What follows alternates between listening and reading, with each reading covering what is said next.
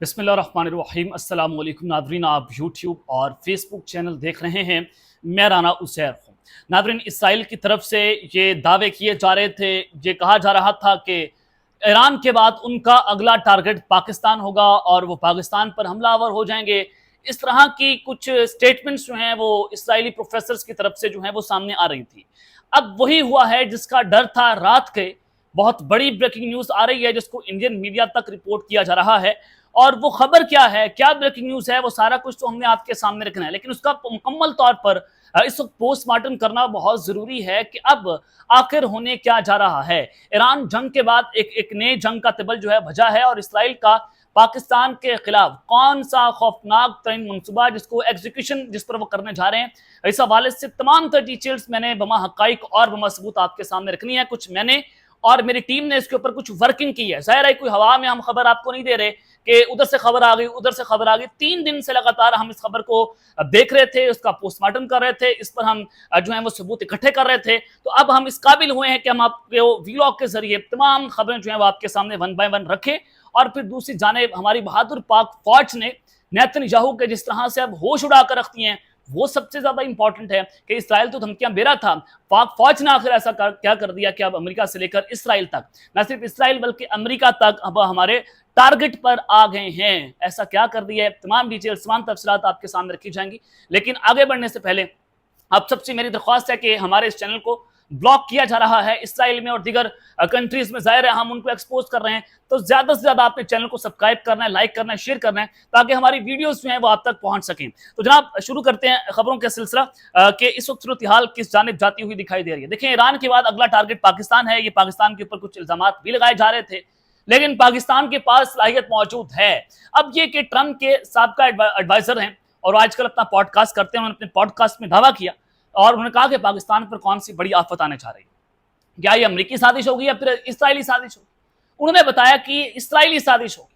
अब जाहिर है इसराइल जो है भारत की मदद से पाकिस्तान पर हमलावर होने की कोशिशें कर रहा है और उसकी मनसूबाबंदी कर रहा है। हामिद मीर की तरफ से दावा सामने आया, और पाक इंडिया वार में भी किस तरह से मकबूजा कश्मीर में आकर इसराइल पाकिस्तान पर, और हमने उनका मिसाइल जो है वो भी मार गिराया था, उनका ड्रोन, और फिर इसराइल बराह रास्त भारत की मदद भी कर रहा था पाकिस्तान के खिलाफ। तो अब एक चीज ये कि ईरान पर उन्होंने हमले खत्म की, जंग बंदी हुई है और फ्रॉड जंग बंदी है। अभी इसराइल कुछ और प्लानिंग्स भी ईरान के खिलाफ कर रहा है। अब हुआ ये कि ईरान के हमलों के बाद फौरी तौर पर इसराइल ने लेबनान पर हमले शुरू कर दिए, वहां पर बमबारी जो है वो शुरू कर दी है। और फिर दूसरी जानिब ईरान जो है वो भी जंग की मुकम्मल तौर पर तैयारी कर रहे हैं, और ईरान जो है उन्होंने चाइना से HQ-19 ये डिफेंस सिस्टम है, और ये S-400 रूस के S-400 से बहुत ऊपर की चीज है और उनसे बेहतर डिफेंस सिस्टम है। और आपने देखा कि पाकिस्तान ने S-400 की धज्जियां उड़ाकर रखती थी और किस तरह से भारतीय एयर डिफेंस सिस्टम को नाकाम करते हुए पाकिस्तान की मिसाइलों ने भारत के अंदर जो है वो तबाही मचाकर रखती थी। तो लिहाजा ये जो HQ-19 डिफेंस सिस्टम है, ये ऐसा तगड़ा डिफेंस सिस्टम है जो कि उसके बाद इसराइल और अमेरिका जो है वो ईरान पर उस तरह से हमलावर नहीं हो सकते जिस तरह से इन्होंने अब हालिया कुछ अटैक्स जो है वो किए हैं, क्योंकि ईरान के पास कुछ अच्छा डिफेंस सिस्टम जो है मौजूद नहीं था। उनके पास अपना भी डिफेंस सिस्टम नहीं है, तो चाइना ही उनकी मदद कर रहा था। और ईरान ने यह भी कहा, उन्होंने शिकवा किया कि रूस ने उनकी इस मैदान के अंदर जो है वो उनकी मदद नहीं की, क्योंकि रूस के पास दुनिया की बेहतरीन फौज मौजूद है, और वो अगर ये काम नहीं कर रहा था तो उसका मतलब यह कि कुछ ना कुछ तो अंदर खते गड़बड़ है।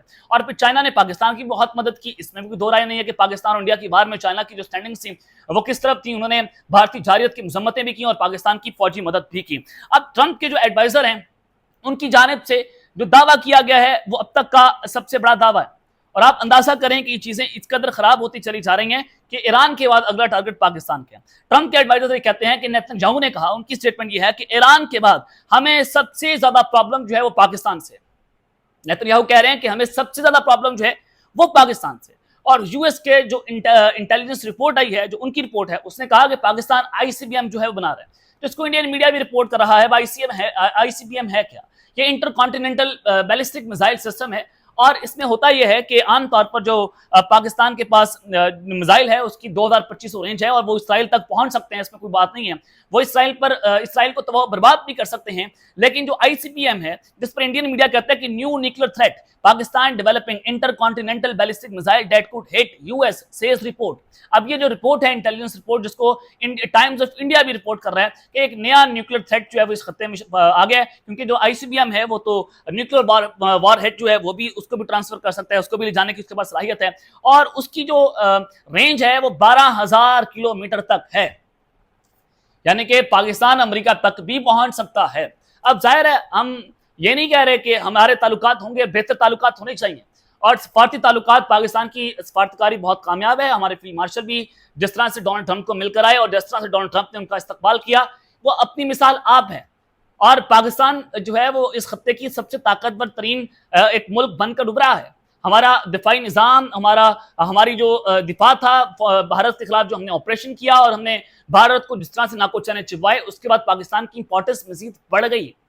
اب ایران پر بھی ہم نے مدد کی, جو بھی جیسے بھی کی, ایران کی مدد پاکستان نے کی. اب اسرائیل کو مسئلہ یہ ہے کہ ہم پاکستان جو ہے اس کا واضح موقف ہے کہ ہم اسرائیل کو تسلیم نہیں کریں گے, اور ابراہم اکارڈ جو ڈیل آف دا سینچری تھی اس کے مطابق اب کہا جا رہا ہے کہ غزہ میں جنگ بندی ہو جائے گی, اور پھر 4 عرب ممالک جو ہیں وہ غزہ کا کنٹرول سنبھالیں گے, اور سعودی عرب جو ہے وہ اسرائیل کے ساتھ اپنے تعلقات کو نارملائز کر سکتا ہے. اب اس کو جو اسرائیلی میڈیا ہے وہ رپورٹ کرنا شروع ہو چکا ہے. اب نتنیاہو کہتے ہیں کہ ایران کے بعد سب سے زیادہ پرابلم جو ہے ان کو پاکستان سے, اور انڈین میڈیا بھی اس کو رپورٹ کر رہا ہے, جو میں نے خبر آپ کو بتائی ہے کہ پاکستان جو ہے وہ ICBM بنا رہا ہے, جس کے بعد ڈیفینیٹلی امریکہ جو ہے وہ بھی انسیکیور ہوگا پاکستان سے. اب اندازہ یہ کریں کہ ایران نے اسرائیل کی منجی ٹھوک کے رکھ دی, ناکو چنے چبوا دی. وہاں پر آپ نے دیکھا کہ تل ابیب میں جو بلڈنگز تباہ ہو گئی, اسرائیل کا ڈیفنس سسٹم تباہ و برباد کر کے رکھ دیا, اور پھر جس طرح سے ان کا ڈیفنس سسٹم, ان کو امریکہ کی مدد تھی, سپر پاور کی مدد تھی, اور دونوں سپر پاورز ہیں وہ کولیپس ہو کر رہ گئی, اور ایران نے امریکی بیسز تک جو ہے وہاں پر حملے آور ہوئے وہ. تو لہٰذا آپ اندازہ کریں کہ اگر اکیلے ایران نے اسرائیل کو ناکو چنے چبوا دیا تو پاکستان ایک ڈکلیئر اٹامک پاور ہے.